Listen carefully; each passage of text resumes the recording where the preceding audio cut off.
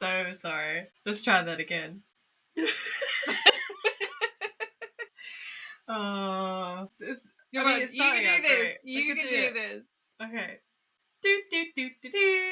Crime time. With my bestie. I'm Anna Etches, and this is Jess Found Attack, and we are Crime Time with my bestie. Hi, bestie. Hi, bestie. You went bright red as you were trying not to laugh during it. It was just because I was doing the countdown with my fingers because I was feeling funny. And then as I hit 1, you were still doing something, so I panicked. And then I was like, am I meant to be doing the theme tune or am I meant to be doing something else? So I'm very sorry. Keep it as your cold open if you really want to. But yeah, do. I think it was very funny. It is good. Just you laughing again and Just again. me laughing all the time. That's what people come to listen to, surely. They love hearing me cackle in their ears. Why would they want anything else? Not like they're here for the crime or anything. I mean, it's our banter and laughing and us with the side of crime. We're the main meal. Yeah, the crime is the appetizer. We're the main meal, and then the dessert is the bloopers. Bloopers. We don't always have them. No, sometimes we keep it in the episode. Sorry, I was also just cleaning my glasses just then, so I didn't think about it making a clicky clacky noise you until just I fucking heard up all of the sound. Ruin the recording. I've come in today trying out a new mic, and I've just decided that I was gonna fuck it up regardless. So enjoy editing. Great, thanks. You are. So yes, Jess has a new mic. I am in a different location. I am at my sister's house because my new flat doesn't have internet and my old flat doesn't have any furniture or anything. So it's just an echo chamber of doom. Yeah. So I've come into Katie's and made her be silent downstairs whilst I'm recording in one of the bedrooms. I mean, I don't want to insult, but was she actually doing anything that was going to involve lots, as opposed to watching the TV? Yeah, watching TV and playing her games. Oh, okay. Fair. I was going to say, what's she doing downstairs? You can't have a party now, Katie, sorry. Yes. So, this is kind of a long case, so should we get straight into good news? Yeah, I feel like we're going to have to skip our usual, spiel and tangent. Yeah. We're going to try and have to avoid, the ultimate tangents. We're going to have to avoid all of the tangents that we normally go off of. No, I think we like tangents. I do like tangents. Just, let's keep this bit to a minimum. So, straight into good news. Would you like to hear my good news? Yes, please. So my good news is that I did a couple of silks classes recently, and I actually climbed up the silks, which is I've never been able to do before because it's really hard to lock it in and actually move because they're slippery. So you just slide down them. But this is the first time I did it. Very impressive. And I did 3 climbs. I'm very proud of you. It looks very good. You sent me a video. And considering that the last video, I didn't know how much silks you've done since that first video you sent me. But the first one you sent me where you were fighting for your life on the floor. Yeah. It feels like this one has been a really big improvement. So I'm very, very proud of you and all of your efforts to improve your silk climbing. I mean, I think I've only done 1 or 2 classes since then. Oh, that's really good then. So yeah, I think obviously I've done my aerial hoop, so I've probably built up muscle that way, but just gonna have the upper body of a tank. I'm hench now. So hench. But no, but seriously, my forearms all muscle. If I had to, I don't know, arm wrestle with just forearms, can you do that? I don't know. I don't know how to prove you just have to trust me on it. The hench. I'm buff now. There's some people out there that would be very, very impressed with your forearms. You should be. You should be. Oh, that is good. Very good. That is very good news.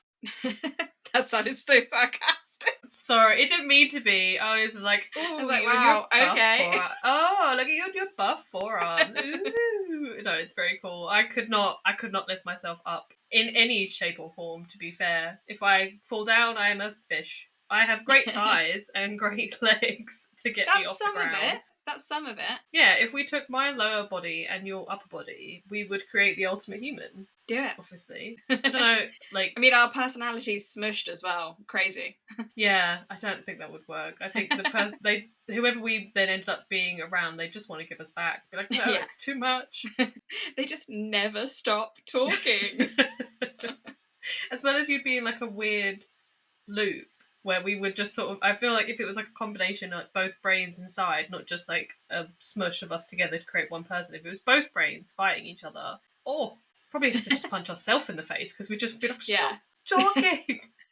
We can't be around each other for as good of friends as we are. We know that we got what, like 2 days maximum. I'd say we could push it to 3 as long as there's like time apart involved in that. We've done a 3-day stint before with no breaks, and it was a lot. But we've been on holiday together, and that was more than 2 days, and that's fine. Yeah, that's true. I think we just need some silent time scrolling on our phones to reset ourselves. Going for a walk. Just something that, like, we're not directly in each other's faces. Yeah.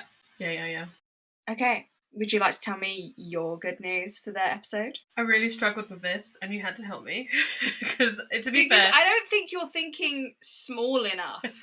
That's like, probably because I genuinely, you've said this before, where you're like, I have no good news. I was like, didn't you go out for dinner yesterday? You were like, yeah. I was like, well, that's your good news. Like a really good snack is good news. A good nap is good news. We're thinking micro things. Okay. I blinked really well yesterday. Like, technically I'll do... Oh, that's so funny. Okay, I'll give you 2 technically because it's within the same day. I'm going to play the game Split Fiction for basically since the moment it was announced, not even before it came out, but from the moment it was announced. But I don't own a PS5, and then I won a PC through work from like their old stock, and its specs are actually very impressive. And so the first thing I did was got it set up and then bought Split Fiction, which is a fabulous game. And if you are into 2-player games with a friend or a partner or whatever, then I'd highly recommend it. And I finally completed it. Play a lot of games. It's a good one, and it's currently only available on like PC or like newer consoles, which I don't have. So I was sad that I couldn't buy it, and so finally got to play it, and we completed it at the weekend. In one weekend? Or no, we started it. I was like, no, we started playing it around my birthday, so I think it's taken us a month, and I think that's we've still pretty quick. 17 hours of play, I think. Okay. We weren't like trying to like there was like I think there was like so many achievements that we didn't do, and we missed like secret things that I know that exist in the game. But it was really good fun, and I really enjoyed it. And then I suppose, like we said, we can pull the smaller, minute good news out of it. I hadn't seen Sam basically all week because he'd been working, and then I was like, right, we've got Sunday free, we'll play games together, and I'll order us a takeaway as like a nice, treat for you because you've been working all in the week and I've been out and doing stuff without him. And we ordered some chicken, which I know sounds really basic bitch. No, we love chicken. There was we used to order from this one place that only delivers very sporadically now, and you have to go through their website and it's all very awkward.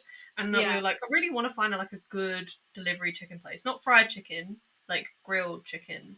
And we found out that there's literally like one down the road, and was very impressed. I will give it to them. I won't say the place because then you can probably figure out where I live. You'll tell me the place after. I will tell you the place after. And it was like a rip-off Nando's kind of thing, like peri-peri chicken. Yeah. And I highly rated it. It was very nice. For like a takeaway that isn't going to cost you a fortune. Yeah, so, yeah. Yeah, it was good. You've got an abundance of good news. You're just not thinking small enough. Apparently, I needed to think about that blink that I did really well the other day. Honestly, if it hadn't been for Silks this week, I was teetering on the edge of it would have been a really good blink. I went for a really nice wee. I don't know. We need to get into toilet habits for this week, otherwise we... Moving on. Would you like to know the good news of the world? I would. And I must admit, for anybody that is currently wondering what the current date is of us recording, it is the 6th of March. So if you have been paying attention to the news, it is a hellfire. It's a hot mess. It's a hot garbage mess. And if you need to like picture in your mind's eye the guy from Pitch Perfect 2 being like, you put the hot mess and you heated it, and it's now a sticking. It's bad. Image. Everything's on fire. So yes, please give me good news from the world, because I'd love to have good news from the world. Well, this news, they had to fight for it a bit, but it is good that I'll tell you it and then I'll explain it. So, a Native American tribe has reclaimed more than 10,000 acres of a historical land. Or historical land return? I don't know, I'm reading something out. Basically, they've reclaimed 10,000 acres back of their historical land. Ooh. And it's the Washoe tribe, Washoe tribe. They regained 10,000 acres near Lake Tahoe in California. The forest and wildfire habitat will now be cared for by the tribe again, supporting conservation and cultural renewal after generations of displacement. Ooh. Where is that? Is that not like America? Yeah, California. Yeah. Sorry, if you missed that, I do apologise. I hope I said that. If I missed that, maybe you did, and I definitely missed it. But that's very cool. I like it. The reason I did it is because your case was in California last week, my case is in California this week, and I thought, oh, that's something that ties it all together. It's good that they've got it back because it's their land, but they did have to buy it back. Oh, so it wasn't they just gave it back to them? So it's still good news, but it's still sad that it came to that extent. Yeah. So they had to like raise money and things to get it back, but they've got it back, which in this day and age, I'm taking that as a win. It's a definite win. Dude. We're coming back a little bit disjointedly, sorry. We'd somehow named ourselves the same thing, and it's happened once before, so it says our name in the recording, and we've had it somehow said Anna and Anna, and it happened once before, and we ended up having like all our sound waves combined, which makes editing impossible. Yeah. So I was like, let's just jump out for a second and make sure that that's okay before we spend the next 2 hours recording and then realise that we can't edit it later. Because as much as we'd love to think that we're like super duper professional podcasters, we're still not. And we make mistakes. And there's a lot of editing that goes into us. Yeah, and we have to remove the mess ups that we do, and it's very difficult to do that when it's all on one track, because as proven by probably people listening, we talk over each other because we can't contain ourselves, and we're just like, I must say my thing right fucking now. Whether you like it or not. But I was also just saying that Anna's obviously pushed for our must at least complete 21 episodes. This is the 21st episode. Congratulations. But Yay. It's also been proving to be one of the most chaotic and difficult due to things outside of our control. But I thought it was quite ironic that it's been such a bitch to get this episode recorded. And it's the episode that we've been aiming towards, so... But we made it. It's episode 21. And by the time the listeners will be listening to this, we would have edited it as well. So I mean, if it hasn't been edited and the listeners are listening to it, then we just gave up and we just rage quit. We released it into the wild. We now see why podcasts don't make it to 21 episodes. Because apparently once you hit 21, everything goes to shit. Well, hopefully not. Hopefully it's plain sailing. Maybe this is just a test. Can you handle it? After here, it's plain sailing, you get super famous and you can have an editor. Yeah, maybe. Once again, if anybody out there is looking for unpaid work experience, which I don't normally encourage, because I think that everyone should be paid for their time. But we are poor. We are poor, and we would love to have somebody that wants to come help us create the podcast and edit it. So normally I would not be like, no, do not do unpaid work. But technically right now, me and Anna are doing unpaid work because as much as I like to say this is a hobby, it is in fact a second job, and we can just accept it. Just started considering it a second job. Yeah. I don't think it's a hobby. I think it's work. Work that I don't get paid for. Yeah. So your case. Yeah, I was going to say, should we jump into the case? Let's get into this case. Do you remember what my teasers were? Well, you've already mentioned that one is California, and I'm not going to lie, I think I picked your teasers. Yeah, you did. So I Do you remember what you picked? I think one was Crosshair, one was obviously California, and Cipher? Was it Cipher? Yeah, let me go. I can't remember what I ate for dinner last night, but I can remember the teasers that I thought of a month ago. For side note to the listeners, it's because Jess was gonna do this case, but then we decided it made more sense flipped. But she'd already picked the teasers, so I was like, give me those teasers. Yeah, because there is reasons. I think we mentioned it in the last episode that we have deliberately picked two specific cases for episode 20 and 21, and there is a connection somewhere. There is, and I will tell you at the end. So yes, teasers are Crosshair, Cipher, and California. and the sources are Wikipedia, BuzzFeed's Unsolved Network, a Bailey Sarian video. And then I started watching this is going to give it away. I started watching a Netflix documentary, but I didn't get very far, if I'm honest, because I was running out of time. I'll tell you what it is in about 3 seconds when I tell you what the case is. And then I'm not sure how to say this one, but I think it's like Napex Media. It's like KAPEXT Media and LA Times. The trigger warnings are stalking, shooting, stabbing, mentions of a child abuser, and theft. I was going to turn around and be like, are you intrigued, Jess? But you know what it is. No, I know. I must admit, like, as nice as it has been to be able to sort of, like, more Talk curate. Yeah, to curate and talk about it, and I do miss them being a surprise, so... Yeah. We'll go back to surprises. Yeah, I don't think we're gonna do this format again. As much as it's been nice, I miss our crazy cryptic like episodes with like ridiculous plots. Do you know what's gonna happen? No, I don't. Tell me. It's like, yes, I do. Sadly, which is not a bad thing. It's a very good case, but I'm a bit like, yeah, I guess it's fine. That's not what we want to do. We want to be like, yeah, listeners, we're gonna talk about blah blah blah, because they still don't know. But I feel like those kind of the teasers weren't exactly that out there for the case, to be honest. Yeah, I mean, if you haven't guessed it. Yeah, like if you haven't guessed it, well done for going through the true crime world and not knowing this case. Or if it's just that I'm really good at picking teasers, then that could also be, I'm sorry, that face was rude. Sometimes you are. Sometimes you're not. These ones are very obvious. These are not in your super cryptic version that you normally do. If it was how you would normally do it, I reckon it would be... Make your own teasers next time. Well, I'm trying to think what you would have picked if you were going to go really cryptic. I reckon you'd have said newspaper. What? You've now...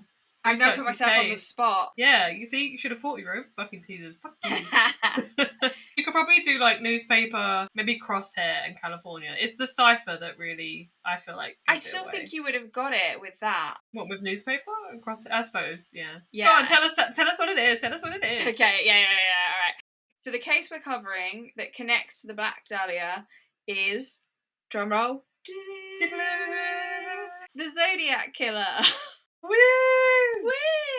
It's one of the most infamous unsolved cases in history. Exactly. And I put, did you guess? Listeners, let us know. I did guess. I'm sorry. You guessed because you picked it. I did. In all fairness, this was completely my idea to do these cases, and the more we've both researched them, we're like, We'll get to it at the end, I'm sure, when we get to chance to discuss it. So yeah, tell me.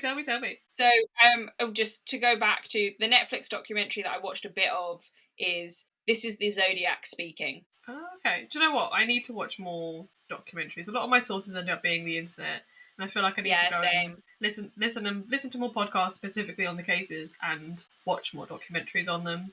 They're so good. The problem is with that, when you're researching it, is normally we have a limited amount of time to research and they take quite a lot of time. So that's why I didn't watch much of the documentary, but I've heard it's very good.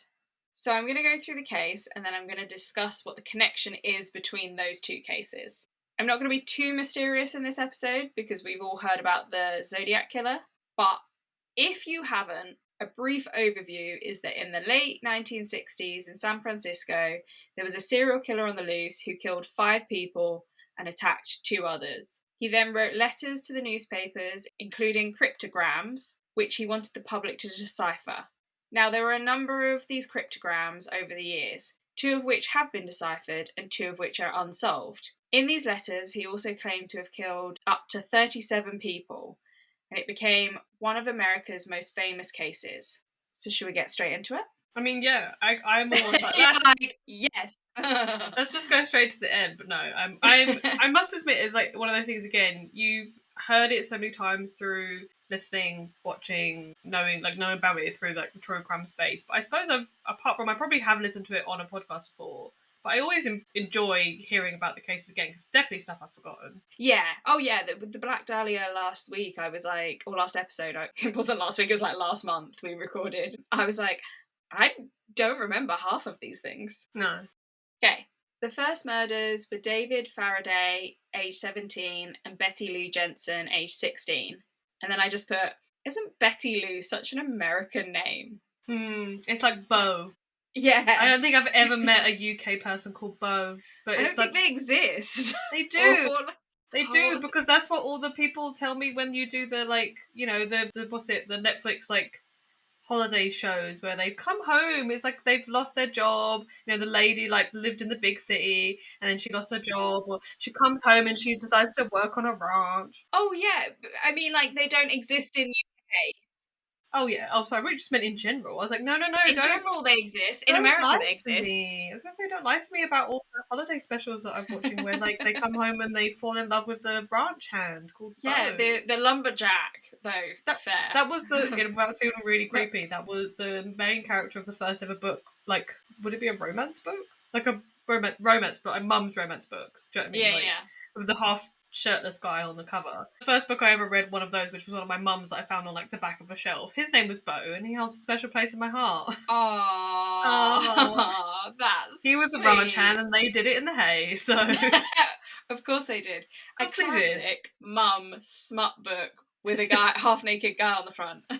That's a teaser for this episode right there, and we've got to find the perfect half-naked. I'll see if I can find that book. They did it in his truck. It was, you know, it was very good. Can I get me one of them? Yeah, you got to lose your job. You got to go all the way to America. Go into, like, the deep south, into the ranches. Okay, and cool. You're either going to find yourself a rip like Yellowstone, or you're going to find yourself a bow. Sign me up. On the evening of December 20th, 1968, these teenagers were parked up on their first date at a local makeout spot in Lake Herman, California. And then I've just said, in the documentary, it said it was somewhere you went if you wanted to be alone and not seen. But then in the sources, it said, witnesses spotted them going in at about 10:15. So I was like, it's one or the other. You're either not being seen or you're being seen. I mean, maybe they thought they weren't being seen, but there was witnesses, so... Maybe. Around 11 p.m, a man parked next to their station wagon on the passenger side. He got out, walked around to the driver's side, firing warning shots, and demanded they get out. Panicked, the couple tried to escape through the passenger door. As they were getting out, David was shot in the head, but Betty Lou did manage to initially escape, running a few meters before the murderer fired 6 shots into her back. Betty Lou died at the scene, and David died in the hospital. Unfortunately, nobody saw the attack, and there was no usable evidence at the scene, as the ground was frozen, so there was no fresh tyre tracks or footprints, and the police couldn't determine the motive for this attack.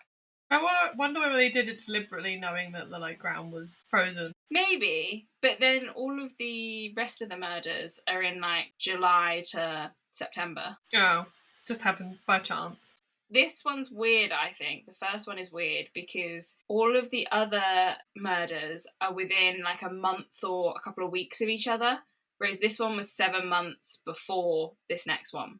I just feel like, did he really wait that long? I mean, didn't you say earlier that he claimed to have committed a bunch more murders than these ones? So it very well could be that there was murders in that time, but they've just not been as... Maybe he was just dipping his toe into the murder pool, you know? Maybe. Wanted to test the waters, like, get a feel of it and see if he liked it, which is creepy, by the way. Very creepy. Like, do I like murdering? Do I like it? Then he just had to, like, simmer on it for a little bit. Simmer for 7 months. Be like, do I still like murdering? Yes, I do. Let's go again. Not the same thing. I was thinking, like, sometimes when there's foods that I don't like to eat, every so often I'll try them to make sure I still don't like them. So, like milk. I don't like milk, and occasionally I'll have a sip of milk and I'm like, bleh, still don't like it. So he just, like, needed, like, a buffer. Because the other, like, do I still like murder? It's like, I have the same with olives. I think I have, like, a 10-year minimum of, like, do I have to retry an olive every 10 years to decide that I still don't like them? His was only 7 months. His was 7 months, but to liking it. Yeah, I was going to say, I like it. Thankfully, finding out that he liked murder. I'm like, No. For the true crime world of, like, the Zodiac case, then yeah, I suppose thankfully, because we've ended up with this kind of, like, really infamous case. But for the people that died, no, not thankfully. No. And also, we don't want there to be cases. It just happens to be that everyone is a murderer. True. However, we would then be out of a job. But a job that doesn't pay. currently. Exactly. Then we could just talk about other shit. There's other stuff going on. Like there is. I could talk about a lot for a long time. It doesn't need to be paid. I can fill hours with pointless chatter. Please continue. Tell me about the Zodiac. I know. 7 months later, on July 4th, 1969, in, I don't actually quite know how to say it, Vigero? Vajio. I don't know. It sounds like you're saying an anatomy part. Yes. I have watched quite a lot of things about this case, and it's just failing me how you say that now. But Vajio? yeah. Is that what you said? Vaggio? Yeah. Vaggio. Oh, maybe Vaggio. Maybe? I said Vigeo. It's like when my nan used to say fajitas. He'd be like, "Do you want some fajitas?" We're in Vaggio. Nana Moon. Nana Moon and her poor fajitas. Either way, it's not far from Lake Herman. Okay. We're moving on. So the whole sentence is 7 months later, on July 4th, 1969, in the place that I can't say, not far from Lake Herman, the next lot of attacks took place on Darlene Ferrin, age 22, and Michael Magueu, 19, Mageeau. Sure. We wouldn't be good news reporters. We'd be Terrible news reporters. Or we'd be offending a lot of people. When I do the research, I'm like, I watch videos, I listen to podcasts, whatever, at least for the names, and I'm like, yeah, that makes sense. And it comes to saying it, and I'm like, I don't know how to read English. It's not even it. I mean, it is English, but at the same time, it's also names. I feel like their names are different. But it's the same as when you're reading a book and an author comes. Particularly, we read a lot of fantasy stuff, and then the author comes up with the most ridiculous name, and you're like, and this did this, and then they ran through the forest, climbed up the wall, got on a horse. You're like, yes. Or you sort of like have like the first letter. Yeah. Like it took me ages as a kid to realise, was it Aragorn? The guy that rode the dragon? Yeah. Not Aragorn from Lord of the Rings. Yeah. Aragorn, the guy that has the dragon. And I kept calling Aragorn the same as Aragorn. So I was calling them both Aragorn, and I upset a friend once when she found out that I wasn't talking about the Lord of the Rings one and was instead talking. I was like, I love that book. And she was like, oh my god, I love Lord of the Rings, and was not the same book. Oh no.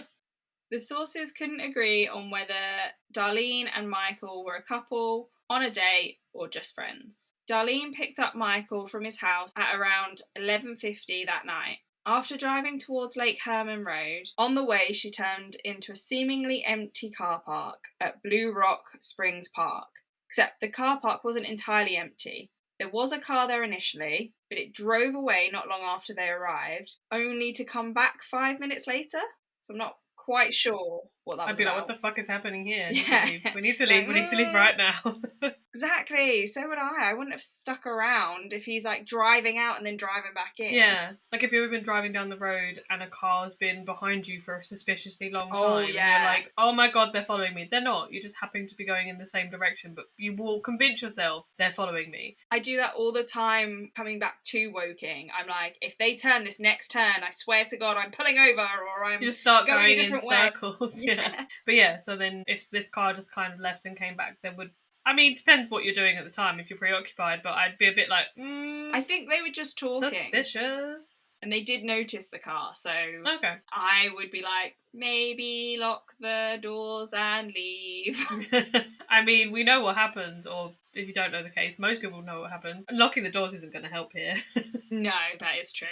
The man got out of the car, and Michael initially thought he was a police officer. The man shone a bright torch in their faces as he walked towards the car. As he approached, he began shooting at them, firing into the car 5 times, hitting both Darlene and Michael. Both of them were still alive at this point, and Michael attempted to get out of the car. The killer had begun to walk away, however he heard Michael struggling and came back and shot both Michael and Darlene 4 more times. That's 9. 9 in total. 9 in total. Like, can you imagine just being like, no, I'm done. Oh, wait.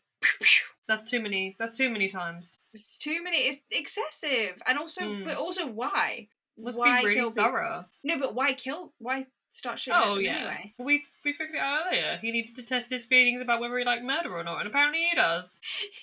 True. He's realising in this moment, great, the more Yeah. shooting, the better. Yeah. Bullets, I don't know what bullets cost back in the 1960s, but it's nothing. 9 bullets. I don't know what 9 bullets cost now. 9 bullets each. So Well, that's no, 18, I think it's no? I think it's 9 in total. 9. Oh, okay, 9 in total. Because it was he shot in the car 5 times, and then he shot again 4 more times. Oh, okay. But like shooting at both of them with those 4. But yeah, as a side note, we don't know what bullets cost now because we live in the UK Yeah, and I've never bought a bullet. No. I mean, I wouldn't even know where you got a gun. in the UK? I don't know. Yeah. You have to get like a special license and everything, so I have no idea. I've gone to a range in the UK and it was quite expensive. It's in Milton Keynes. Darlene unfortunately died in hospital, but Michael survived and was able to describe the killer as a heavy-set white man around 5'8" tall, 200-ish pounds with curly brown hair. At around 12:40 a.m, the police received a phone call from a man saying, "I want to report a double murder. If you go 1 mile east on Columbus Parkway to the public park, you will find kids in a brown car. They were shot with a 9mm Luger. I also killed those kids last year. Goodbye." The man used a low monotone voice when he called and sounded like he was reading from a script. So maybe I should have done that more monotone. I don't know if I can. I think I'd get too nervous for my stage fright. Yeah, genuinely. I'm the killer. Okay. You're gonna do it again. Yeah, I'm gonna try. I want. Oh, so by the way, it's Luger. Oh, okay. All right. I've never owned a gun. I don't know anything about guns. In my head, they still go pew pew. Like that is pew pew. So give me that. I don't want to do it now. I'm nervous. Okay. Don't do it. Just it's fine. You said it fine. We're not paid voice actors. You're good. Wish we were this. I don't think anybody wants to listen to my voice. Apart from you listeners. I was gonna say you were doing a podcast. People want to listen to your voice. That's they want to listen to the content. I've generally turned podcasts off because I don't like the podcast host's voice. So I feel like... So if people are still listening, that means they want to listen to your voice. Or do they just want to listen to my voice? Is it me that brings everyone back? Oh my god. Do the hair flick. Oh my god. Oh my god. Yeah, it's not me. Nah, to be fair, you're just a sounding board to me. I am the life and soul of this podcast. I'm actually it was not fit. Like I need to add sound effects to it because apparently I am the soundboard to the podcast. So it's what? Oh, like Jesus. Maybe where it hurts. Brutal. There's me bearing my soul and saying that I don't like how I sound, and you're like, yeah, you sound shit. You suck. I just needed somebody to do this. No, I'm joking. I could press leave right now. No, please don't leave. Just you talking. No, not on the 21st episode. I quit. Fuck you. You make me laugh, and I enjoy doing this podcast with you. Thank you. So you're not just a sounding board. I need is it affirmation? I need positive affirmation. I'm giving you affirmations. You're very funny, you're weird, and I like you. So stick around, listen to my case. Ditto. Who got murdered next? Well, it's actually not a murder next. It is the first letters from the Zodiac Killer. Wait, can I just check? Did Michael and Darlene die? Darlene did. Darlene unfortunately died in hospital, but Michael survived and was able to describe the killer. Oh yes, 5'8", curly hair. On August 1st, 1969, just 1 month after the second lot of attacks, 3 newspapers received handwritten, almost identical letters. These are the first known letters from the Zodiac Killer. He began the letters with, "I am the killer of the 2 teenagers last Christmas," but he spelt Christmas with 2 S's. He's bad at writing. Christmas at the end, or Christmas at the S at the end? 2 S's at the end. Okay. Not that it really matters in a great deal. It's like Christmas. Christmas. Even more if I struggle reading these quotes, it's because his spelling is atrocious. So he's going to be so offended. Don't insult the Zodiac Killer. He might still be alive. Spoilers. I don't know. I've forgotten what happens. Have you actually? Oh, okay. Yeah. It's been a month. You gave me the information. Okay, it's fine.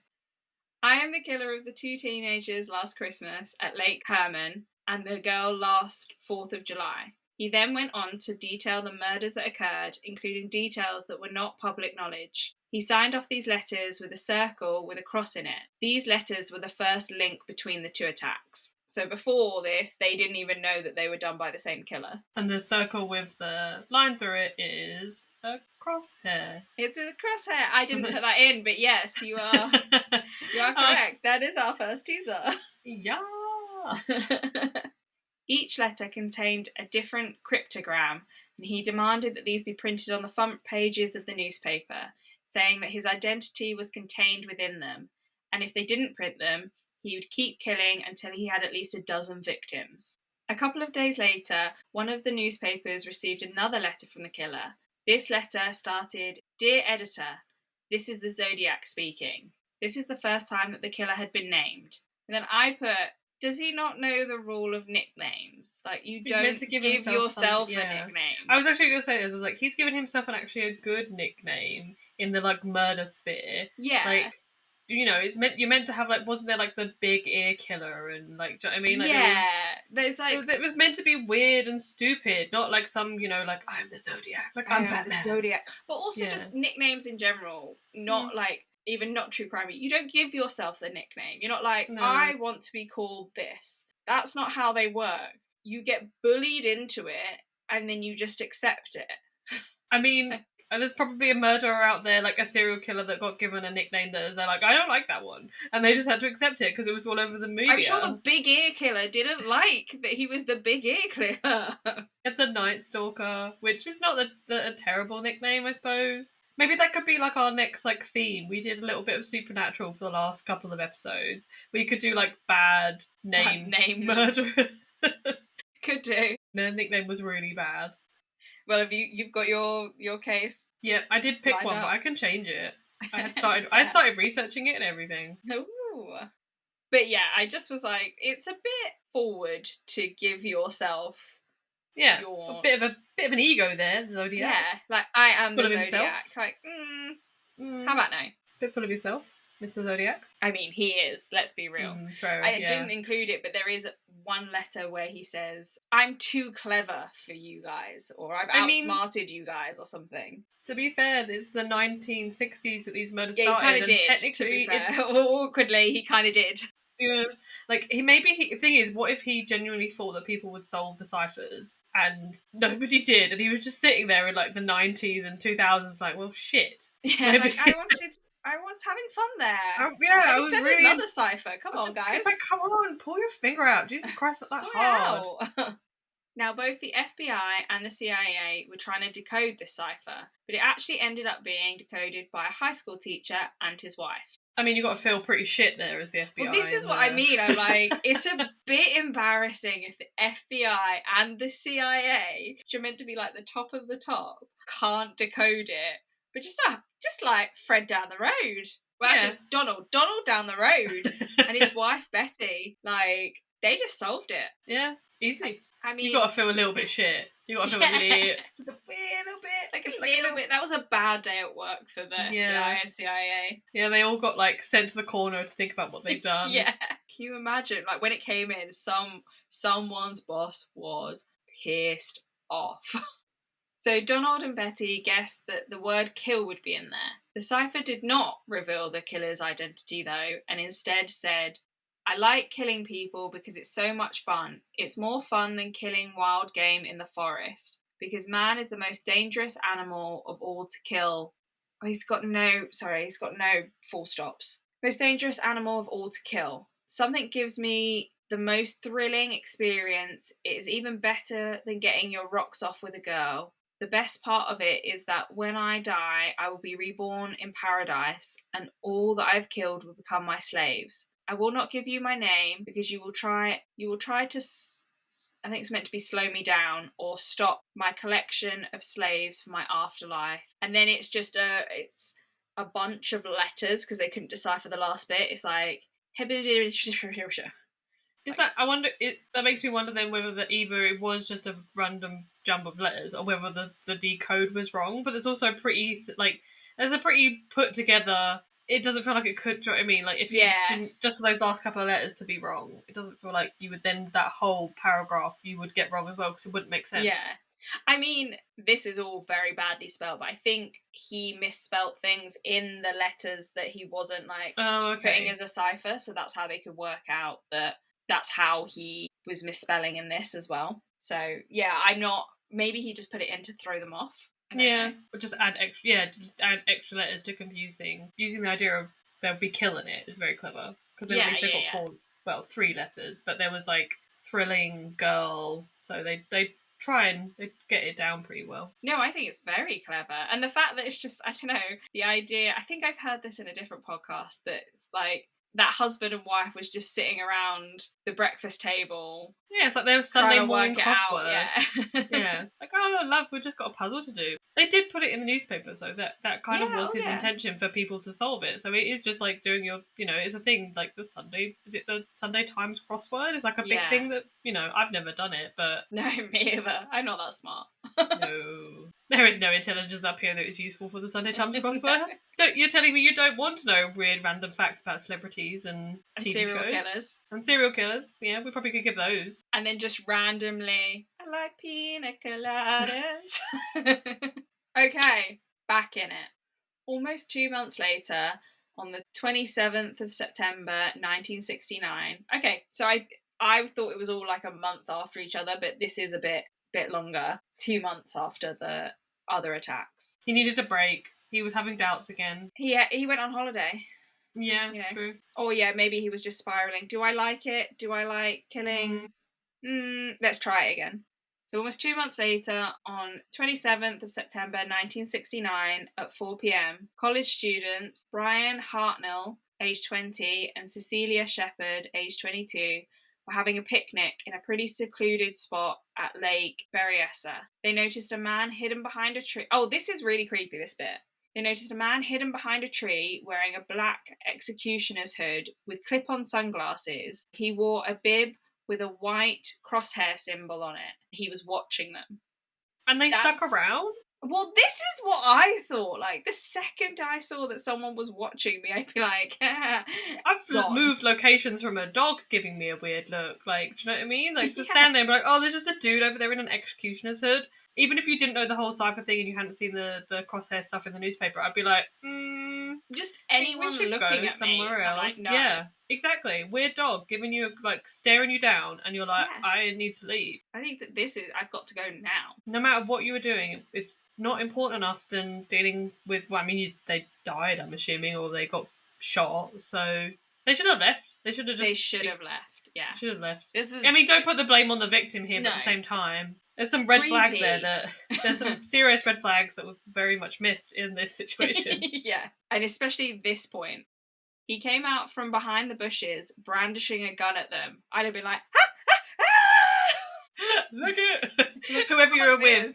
If it was like me and you, we'd be like either running in opposite directions or be like, oh, or running into each other. Like, yeah, running into each other, or just being, well, would we sacrifice the other person? I'd be like, I need to go to the loo, and then like book it. I think we would start running, like, but if you fell behind, I'm not waiting for you. And if I fell behind, you're not waiting. You're not coming back to pick me up if I tripped over. I must admit, would you? No, probably not. Like, I love you, but no. You're like, I'll get a new best friend. You were so wonderful to me. I won't forget you. As you're like running away, it's like, you're a great friend. I don't know if the microphone's going to pick up. It's like, we have to see if, like, you'll always be my best friend. I'll never forget you. And then you'd be like, delete my Kindle history. Yeah, please. Get rid of my whole library. Burn all the books. Told you there is a comedian that does a whole bit that there needs to be a friend that when you die, as soon as they've confirmed the death, that friend goes, all right, and then goes straight to your house and gets rid of anything that is incriminating, their Kindle history, the bedside tables of things, anything that your family could find that might make you feel the box under your bed. The box under your bed, whatever it is. It's very funny. We're definitely putting Kindle history on this. Yeah.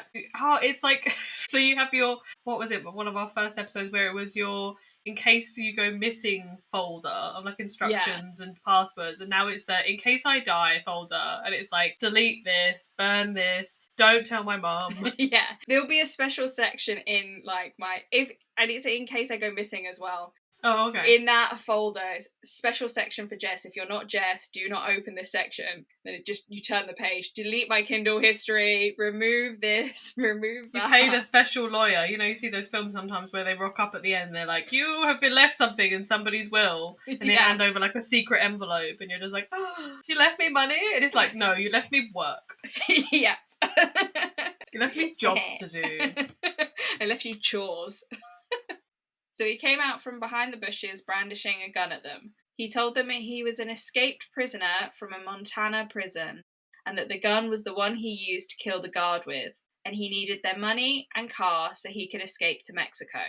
But as the Bailey Sarian video said, that doesn't explain the outfit that he's chosen to do this. It explains why he's there, but like not why he's dressed as he is. Yeah, I feel like if he dresses something that was more specific to a prisoner get up, I could understand the logic, but I feel like he's like kind of thwarted his own plan. Yeah. I mean, it was a terrible plan anyways. Brandishing a gun, walking up to them and be like, give me your car. Like, I'm pretty sure he's just going to shoot them, so I feel like it was kind of a waste of time anyways. But, I mean, it's the thrill of the killing. Remember, he's got to work out whether he likes killing again. Oh, of course. He's got to build some suspense to it. He's got to make it, like, he's got to spice it up a little bit. You know, we need to like, figure out what his, like, appetizer is. Exactly. The going in and just shooting them is too mundane for him now. He needs to build it up. Yeah. It's got to have backstory, like porn. Oh, no. We won't go into it. We're moving on from that. But yeah, no, you're right, to be fair. You've got to lead up, you've got to create a narrative before you get into either the porn or the killing. Yeah. The Zodiac had reasons. Sorry, I'm imagining his thought process now of like, I've got to build it up. You know, what character can I be today? Oh, do you know what? I'm going to be a prisoner. Like, that sounds like fun.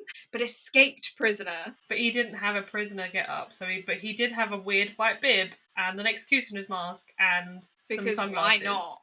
Clip-on sunglasses, which is even weirder. Is that the ones that go over the bridge of your nose? They're like hold in place? Because I feel like if he's got an executioner's mask on, like, how is he seeing? Like, where are they going? I assume. Yeah, that would make sense. So they obliged, giving him what he asked for, but he told Cecilia to tie up Brian with pre-cut lengths of plastic clothesline. The killer then tied up Cecilia and began stabbing them both. You didn't see that coming. No, I didn't, to be fair. I was fully expecting, considering he had a gun. He did have a gun, so I don't know why he started stabbing, but he did. He's mixing it up. So he stabs Brian 6 times and Cecilia 10 times, and then he just leaves. But on his way, he stops at Brian's car and draws his crosshair symbol and then lists the dates of the murders and the location. For this one, he does the date, the time, and I think it says by knife. Oh. I mean, he's being very helpful towards... This is what I mean. He's being incredibly helpful towards, like, I can't remember... I can remember dirty jokes, but I can't remember the person that... Not detective, but the person that figures out how someone died. What's their name? The coroner? Yeah, I want to say health something. Health? Coroner? Pathologist? Maybe pathologist. The person that does... Not the detective that figured, like... Why are we not good at this? I don't know. The person that, like, examines the body. Yeah. And does the... Oh, I need to Google it. That's going to bother me. Is it pathologist? I mean, I think pathologist is also it, but isn't it the death health investigator? No. Forensic pathologist or medical examiner. Medical examiner. That's what I was thinking. I was like, health, death, medical. Something investigator. Yeah, so it can either be a forensic pathologist or medical examiner. You can also have coroner, but they are the public. So the forensic pathologist or medical examiner is the medical doctor who specialised training to perform autopsies to determine the medical cause of death and the manner of death. And then you've got the coroner, who's the public official who may not be a physician but may depend on it in terms of like a jurisdiction side of things. You've also got a pathologist who is like a doctor that specialises in disease diagnosis. And yeah, so medical examiner. medical They're examiner. helping out the medical examiner Yeah. quite a lot there, because you're giving them time of death, how they died, where they died. Do you know what I mean? Like, the time of death in a case, like in a determining death, is like quite a big thing. Yeah. Oh yeah. Also, this is in daylight, I think. It was a Okay. secluded area, but it's still a public park. So I think they heard them screaming. Oh, that's. Miraculously, Brian and Cecilia are still alive at this point. Brian manages to untie Cecilia with his teeth before she frees him. An ambulance is called for them, and Cecilia gives police a description of the attacker. However, once in hospital, she falls into a coma and sadly passes away. Brian, however, does survive and works with the police and the press to create a sketch of the attacker. Nice. Yeah, like they did a lot of work. Once again, the police receive a call from a man on a payphone saying he wanted to report a murder. No, a double murder. But he's gone by the time they get there. He been thwarted. Yeah.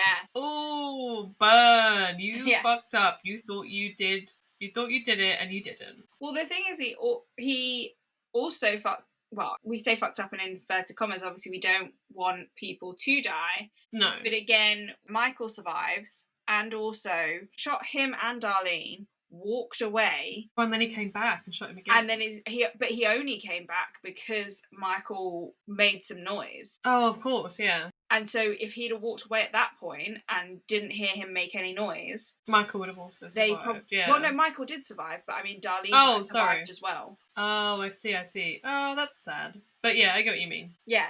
Not that I'm saying it's Michael's fault or anything, but he keeps shooting these people. It's almost like he's just like doing it so quickly, he's not finishing the job. But he's also doing it in broad daylight, in quite. I know you're saying this one is, areas, but the other two also... were at midnight.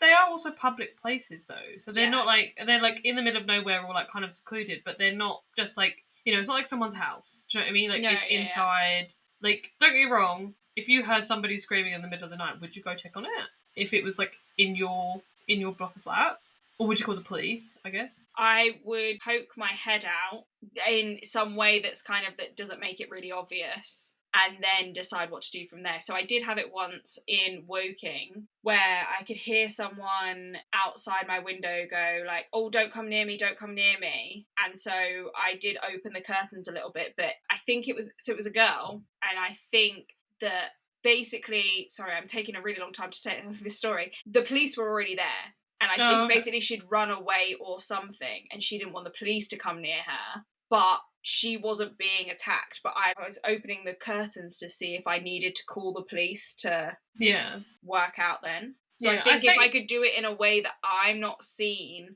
because what I don't want to do, open the curtains and the attacker sees me, and then I make everything worse. Yeah, I don't know, I've just heard some stories of people being like in their houses and hearing something. I think there's like quite a famous case, but I can't remember the name of it off the top of my head, where like someone was killed in like a block of flats and nobody did anything. So if you're out in public, you've only got so much time before you need to get away, and obviously you've then got distance to travel to get away from it.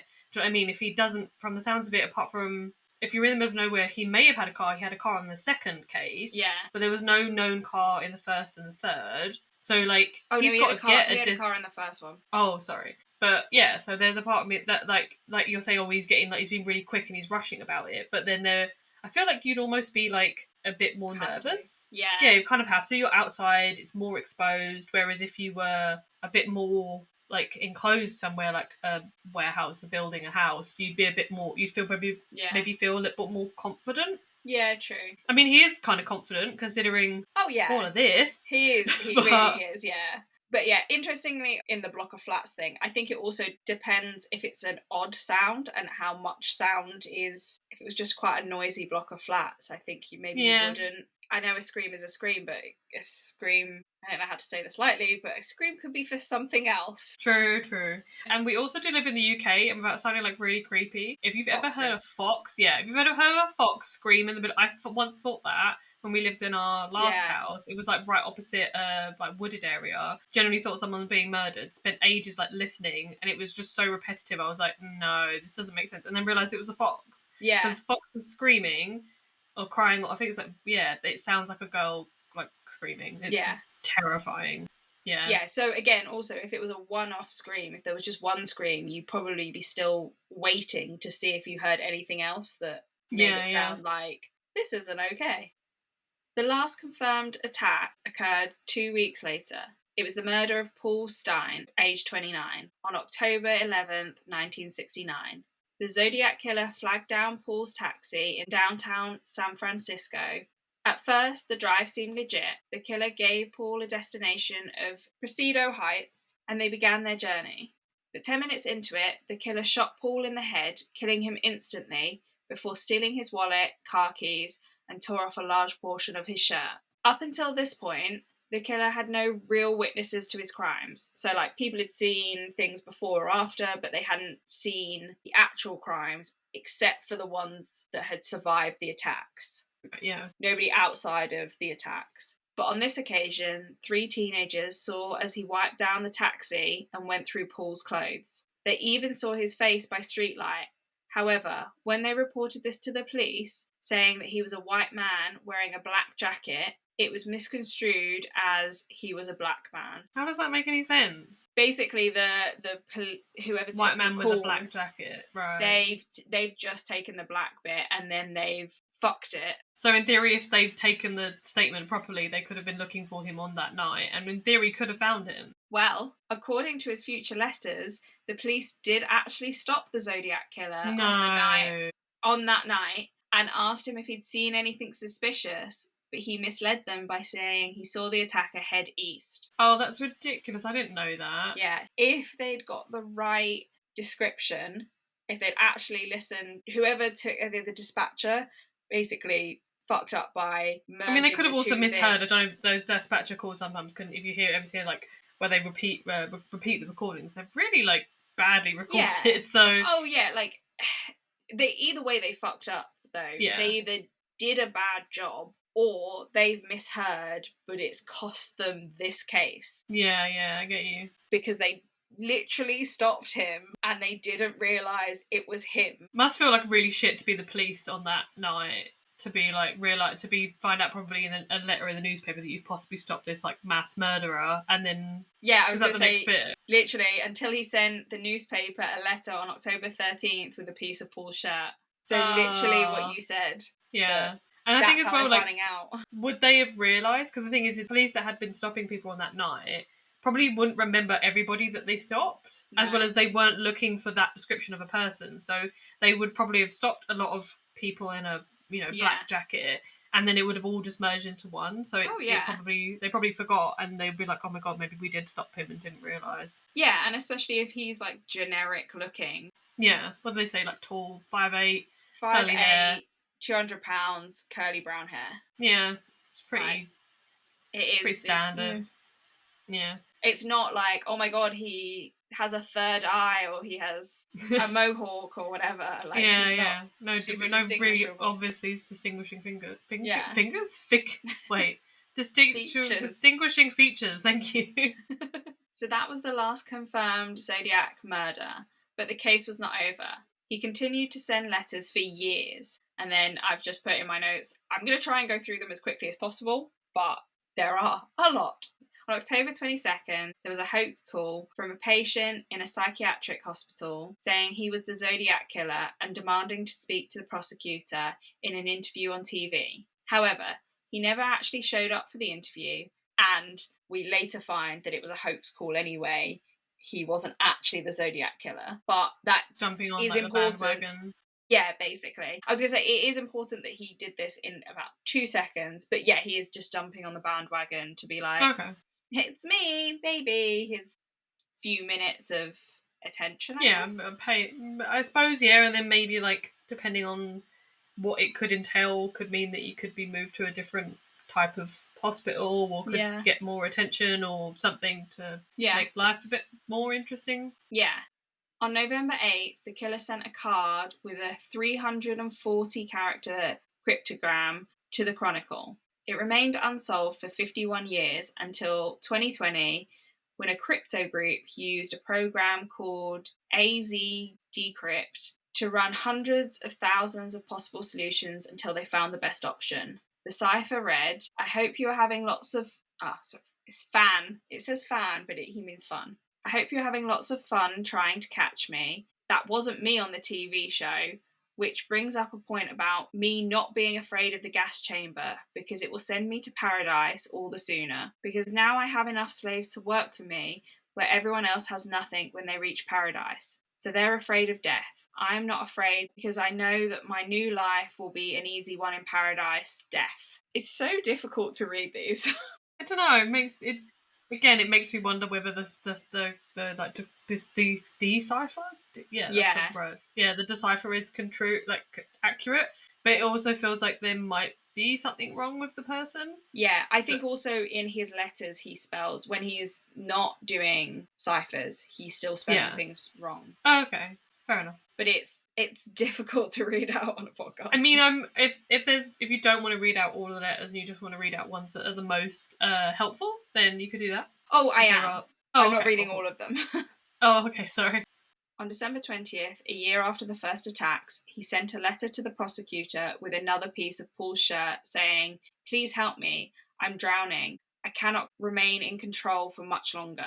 So he's actively asking for help. Yeah, that, like I was saying a second ago, makes you wonder whether there's something going on with him, there's something wrong. And there's quite a few, there's been some other serial killer cases in the past where they've said, they had obviously so much going on mental health wise that they had no control over what they were doing, and it was very much like, I am not in control of my body, so it does make you wonder. I mean, I think he still was in control. He might doing not a lot always of stuff wanted to be doing it, but he is choosing to. It's still a lot. Yeah. In April 1970, he sent another letter. This one said, my name is, and then followed by a 13-character cipher, but it has never officially been solved. Remember that for later. And honestly, the letters keep going for years. I think the last one was in 1974, but this is already quite a long episode, so I haven't covered any of the other ones. My next section is, so there are other possible victims of the Zodiac Killer. He said that he had killed 37 people, and if we're to believe him, there are 30 unconfirmed victims attributed to him. And you can see the breakdown of them each on Wikipedia.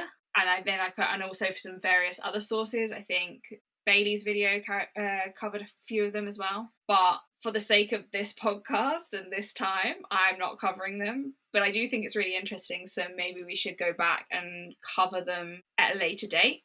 I don't know if we can do a part 2 to this. The police had many suspects for the Zodiac Killer over the years. It was estimated that they have considered over 2,500 people as the killer, but only 6 or so were seen as credible. Richard Grinnell, who runs the website Zodiac Ciphers, stated in 2022 that there are probably 50 or 100 suspects named every year. That's a lot. So many. I suppose when it's that open. Yeah. I suppose, there's a thing that says that when, if a murder's happened or something's happened and they put out a request for tips, apparently, I think there's a statistic, but I don't know the exact statistics, so I'm happy to be told otherwise, that apparently lots of people just put, their husbands forward. Yeah. Because they're well, it's obviously him, he's an arsehole, and that sort of thing. So you're well, maybe there's a lot of people in the world that are oh, my significant other must be so horrible that they obviously must be the Zodiac Killer. Yeah, I'm sure they are. Yeah, must be.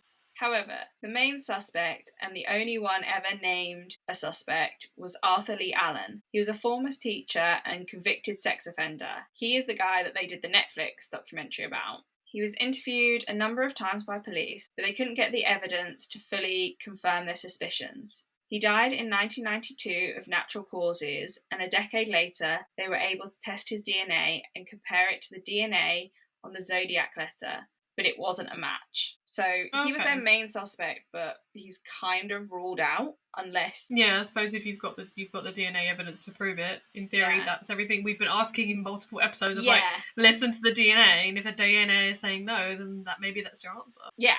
Like many cold cases from the 60s, 70s and 80s, people speculate that the main reason the Zodiac Killer has not been found is because there was no DNA at the time that he was committing the crimes. So obviously it's a lot harder to kind of attribute DNA years and years later.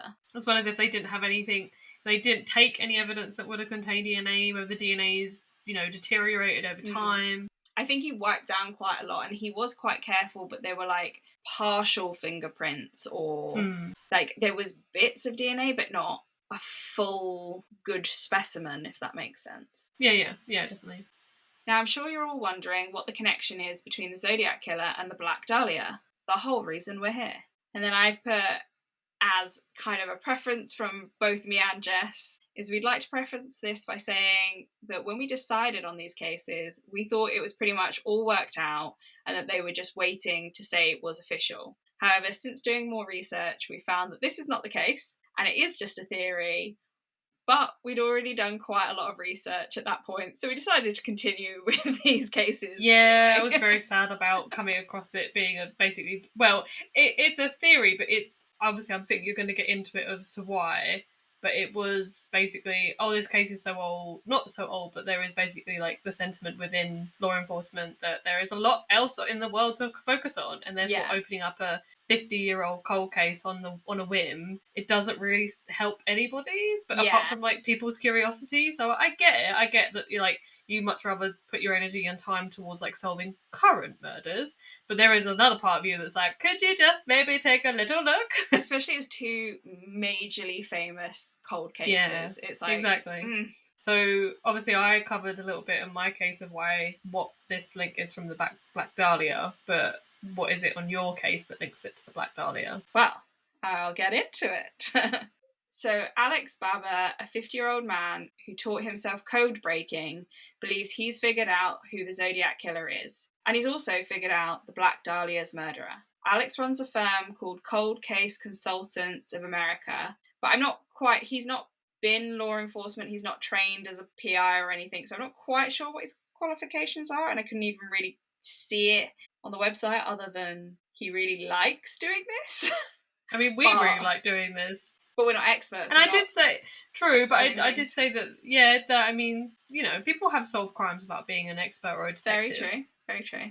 Since 2021, he's been trying to prove the connection between these two cases. Essentially, what he's done is he's used AI to create a list of over 70 million 13-letter names and then cross-referenced them with all the details from the witnesses of the Zodiac Killer, and then cross-referenced that with the names on various public records. Eventually, he whittled it down to one name, Marvin Merrill, who was once known as Marvin Mongolis. And where have we heard that name before? Marvin Mongolis was the person that they said that this person suspected was the boyfriend, or the sort of boyfriend, not boyfriend, that had lived with Elizabeth Short for a period before her death, and therefore he was the one that was the army person that they said that they'd had a fight with, and the police had been told that they'd had like a falling out, and so I remember, and they're both smashed through that. I was like, there was a part of me that was almost forgot her name. I was like, oh my god, I just can't call her the Black Dahlia. And so that was the theory, that he murdered her, and obviously them both being LA, California-based cases was the connection of maybe how they could have been linked, even though he did leave. So Marvin Mongolis left after, like, so many months after the Black Dahlia's case. I think he went to Chicago or something. Yeah. But there's quite a big time difference between him leaving and possibly then coming back. And obviously he did change his name to Marvin Merrill. And I didn't, because the article was quite long, and obviously this episode is very long now. I think there was some things that like he could have been in the area at the time, and that does kind of make sense, but I can't remember fully because I didn't write it down in my notes. But yeah, in my notes I put, in our last episode, he is one of the suspects of the Black Dahlia case. Oh, I'm sorry. No, because your thing was great, but my next bit is the reason I'm saying this, is I put, it's almost like we did this on purpose. It's me trying to be funny again. Yeah, funnily enough, we did. I loved how much you remembered of that. That was great. In the article we read from the LA Times, there's a number of professionals in the LAPD, NSO crypto mathematicians, and a chief code maker and code breaker that believe this suspect. And if you read through the article, you can see why they believed in this connection. There is a lot of links between the two cases, including that the Zodiac's code was generated by the keyword Elizabeth, and a drawing he did called Elizabeth where apparently you can see the word Zodiac hidden in the shading. Now, these... I think I'm funny, and it depends on how you feel about it. I said, now these might be Elisa Lam level coincidences. Yeah, that's very true. In the kind of the tuberculosis Elisa Lam level. Or Alex might be correct in his assessment. However, both of these cases are so old, and the suspect has now died, because I think he died of cancer in the 90s, maybe? Yeah, I feel like it was the 90s. But the suspect has now died. Solving this case is particularly low on the police's priority list, and there is a potential that they never will get to it. And so that is the case of the Zodiac Killer and its connection to the Black Dahlia. Yeah, like I said, I came across this. It was like a newspaper article, and it was like Zodiac Killer and Black Dahlia murder solved, and I was like, oh my god! And then hilariously, a friend also sent it to me like a little while later, once we'd already kind of made that decision to do both cases, because we were like, oh, they've solved it, and then realised as we then started researching it, we're like, they haven't solved it. It's a theory. It's a theory. It does seem quite... It seems quite credible, but there's also, as much as there are experts that have agreed, there are also experts that have disagreed. So... Oh, I just read that one article, so I'm going to be honest. Of course the article is all about probably written like from him is going to agree with him. But to be fair, the ones that I found that disagreed was like a Reddit thread, and I feel and like the people they were bringing up people in the thread, so I couldn't find the specific articles that were disagreeing, but there was people in the Reddit thread that were saying, oh, this person who is quite credible from whatever XXX sort of situation has said that they disagree with it for these reasons. I'm going to go... We're not sitting here saying that we've solved, or they've solved, rather, because we've done absolutely nothing. But it was just kind of a nice little, like, oh, hurrah, for our 21st episode of being like, this would be really cool if this was true. And in theory... There was a nice way to do 2 episodes together. Yeah. I liked it. It's great. I did too. It's a long one, so I am sorry, but there is kind of no way to get through 7 different attacks and then what feels like 1,000 different letters. I feel like you did very well in giving across the necessary information, but also giving justice to the people involved in the case. But yeah, no, it was very good. I think as well, if we stuck around for long enough, we're 21 episodes in, if we're here in like 5 years' time and they've made more like steps in the case, then we can do like a return to or a continuation of, or what's it called, a encore? I think I've seen some like an encore to be like, hey, we're back to talk about this thing that we talked about so many years ago, and there's a breaking news or new update in the case, and then we could go over the other suspects, because that was really interesting. It just there's a lot of people. Yeah, we're like an hour and 45 minutes into this. Yeah, that's it. If he did kill all 37 that he claimed to, that's a lot of people to talk about, all the different people. And then also the ones that we've now linked in theory of things like Black Dahlia. And I'm pretty sure there's also somebody else somewhere that is also... Oh, there's another set of serial killers, like serial killer murders that they've also linked to the Zodiac. So there's like a whole other set of murders as well. It's like, and that's a different person. So there's lots of theories of who it is. We just every 21 episodes we just connect another one to the Zodiac Killer. Yeah, exactly. But no, it was really good. I really enjoyed it. And I found it, like I said, I think when I said at the beginning, I've gone over the Zodiac, or I've listened to different versions of the Zodiac many times, and I still found it interesting and learnt some new things. So thank you. Yay! Well, that's what I hope, even if we do cases that are slightly more well-known, that we do it in a slightly different way. Yeah, but next week or next episode, we might be back in your feeds with the weird ones that we somehow pull out of pull out of the ether, where we're like, look at this weird one. I mean, it's interesting because now that you've done Pedro Lopez, he comes up so much in my research when I'm trying to find a case. Because it's such a straight, it's just searching serial killers. Because he's like... One of the most prolific. In terms of numbers. But everything else I don't think we've known before we've done it. So no, I haven't. I'm still shocked. Even cases that we have been within the UK and are fairly recent, like within our lifetime, I'm still like, what? Yeah. So I should do better. My brain's just full of dirt and cat memes, to be honest. So what do we expect? Nothing useful. Nothing useful, except for when you're scrolling on Instagram or TikTok, you could find our hilarious reels and our teasers on Crime Time with My Bestie, and also now on Facebook as of last episode. Recently. You did it recently, I know. It was very, very good achievement to finally get us on Facebook. Also, how good was that segue? Honestly, I was aghast. I was like, wow, you just swooped in with the connection there. I just swooped in. I was like, we need to be doing this. It's a great segue. I saw your jaw actually drop. My jaw did drop. And you can also, as our listeners, you can swoop into our comments. You can like, rate, subscribe. I learnt a new one recently, apparently, as well. If you download, so if you're on something like Apple Podcasts, you can download episodes to your phone. And if you download it, also in like boosts our algorithm, and it makes it download everything, guys. Download everything. Rate, review, subscribe, 5 stars, do all the things, get us out there to the wider world, to make me question my life choices even more, because currently our listener base is like our nice like group of besties that we really, really love. And I love when people message me to be like, I listened to this week's episode, or I'm listening today, and they give me feedback. I love it. But that's fine, because then I'm like, oh, there's like, however many people are listening, we're not in the thousands and hundreds of thousands, and I'm like, oh God, what happens if someone does start listening? If they're still in that. But I still want comments from our little group of besties. Like, I got one yesterday when my friend said that we got her through her 3 hours of spreadsheets, of Excel spreadsheets, nice. And I was like, I love you. Yeah, if we are entertaining enough to get someone through 3 hours of spreadsheets, then I feel like I've achieved something. Yeah, exactly. Very, very happy.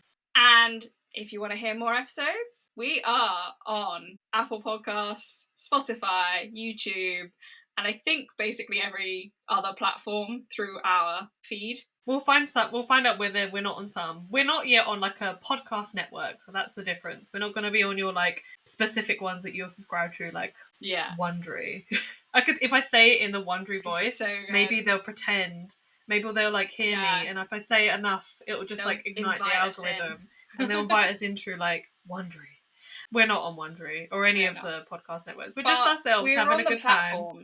Yeah, we are. We're on all of the platforms where you can rate, review, subscribe, comment, download. Exactly. But yeah, thank you so much, Bestie. Thank you, Bestie. And thank you, besties, for listening. And yeah, bye, Bestie. We're so awkward at the end. We never know what to do. We've like swooped in with all of the connections. And we're like, we've finished our script and we don't know what to do after it. There is no, it's not a script. We just have to find ways. Our mental script where we have to like slot things in and hope for the best, and then we end it with this. Whereas when we try to line up every single time to say bye, bestie at the same time, and I think of all 21 episodes, it's happened twice. Once? Oh, twice. Okay. Twice. Okay. Bye, bestie. Bye, bestie. Bye. Bye.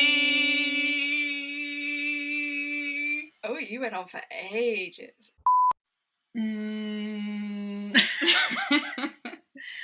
We are so podcast rage. We do have podcast rage twofold. One is that we forgot to do the teasers. I was too smooth with my transition into like the social media and whatnot. And the second part is that we've just recorded the teasers in a really funny way. We thought we were hilarious as per. Like, it was so good. I mean, we're always hilarious, but like we left it like, oh my God, that was actually like really entertaining for like slipping the teasers in at the end, like last minute, like, oh, we're so good. And then it was like, no, shut you down. No teasers for you. No recording. Yeah, the app that we use or the website that we use decided to only upload about 3, 4, 5 seconds of what we'd actually said. And so it didn't include any of the teasers, didn't include anything that was funny, didn't include any of it. So now we're raging and we don't understand why it's done it. Devastated. So, Jess, tell me what your fucking teasers are. My teasers are Burned, Unidentified, and Norway. And last time we did it, because it's the second time, you were unenthusiastic. Bitch, you better be enthusiastic right now. Oh my God! Oh my God! Are you so This surprised? must involve a fire. That was the fakest enthusiasm I've ever done. Well, I appreciate your feigned enthusiasm, but yeah, those are my teasers, and I'm going to go and slam the laptop into the wall or something. And if this doesn't record, then I guess I'll see you never, because we're never doing this ever again. Bye! Alright, bye! Bye! Just like, welcome to Crime Time, my bestie AMS. What is it, ASMR? Wait, I'll get really close to the microphone. Bloopers. Absolutely despise ASMR. I don't want anybody whispering anything in my ears. No sweet nothings. Fuck off. So I technically have been wanting to play the game. I've technically been wanting. Do you want to do the bloops? The beepity boops. I've been wanting to play the like. Help me. Around 11 p.m, a man parked next to their station wagon. Wagger. Station wagon. Jesus, that's hilarious. I'm like, what went on there? To a seemingly empty parking lot. No, You're car okay. park. The thing is, I think it said parking lot, and then I changed it because I was like, no, we're English, it's car park. I deleted a part of the notes that I actually needed. I know it in sign language now. We did it at the choir this week. It was really good. Apart from cocktail is this, which... It's not a visual medium. Mm-mm. The listeners Cocktail cannot is shaking see. a cocktail over your shoulder, which I just feel like is giving an elephant a good time. We're going to hell. Isn't the point of this the podcast? Fae lords with giant wings telling me that I wondered where you were going to go with that. that the symbol for cocktail is appropriate for their enjoyment. For giant wings. Wings. Giant wings. Oh my god, it's such a horrible human being. I just need to like backtrack my entire life, basically. You know, sometimes when you're lying in bed at 1 o'clock in the morning and you remember that stupid thing that you said or did when you were like 13 and you're like, oh my god, and you just spend the whole night in like a wave and like spiral of anxiety, wondering why you ever did that stupid thing. And then we decided to record it and put it on the internet. Goodbye. Bye bye bye. Bye bye now.